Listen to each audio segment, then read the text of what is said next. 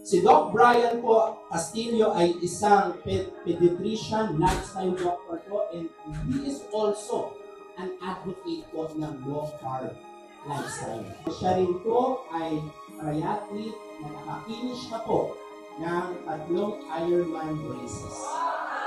So sobrang tindi po nito. So tayo po tayo lahat, palakpakan po natin si Doc Brian Castillo!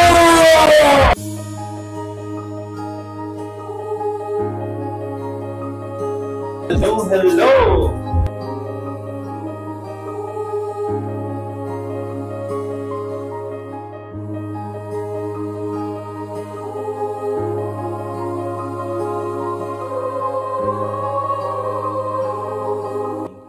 Is mag-exercise.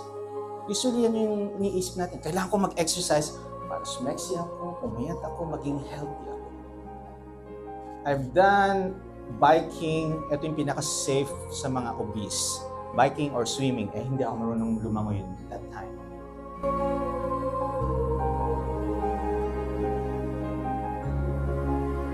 So, dapat maliit na yung mga cake, chocolate na yan. Ha? Ayan. Eh, kung puro kayo chocolate, naku po.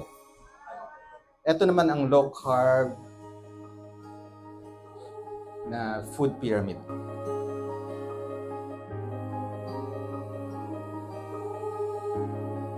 Latest yan. Estimated 9.7 million deaths. 1 in 9 men. Kapo. 1 in 12 women lost their half Ironman yun.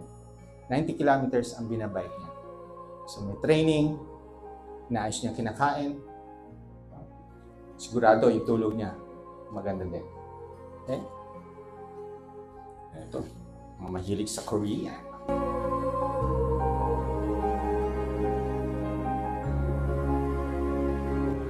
Kailangan ko pa ba mag-exercise? Sino ba senior dito? Uy!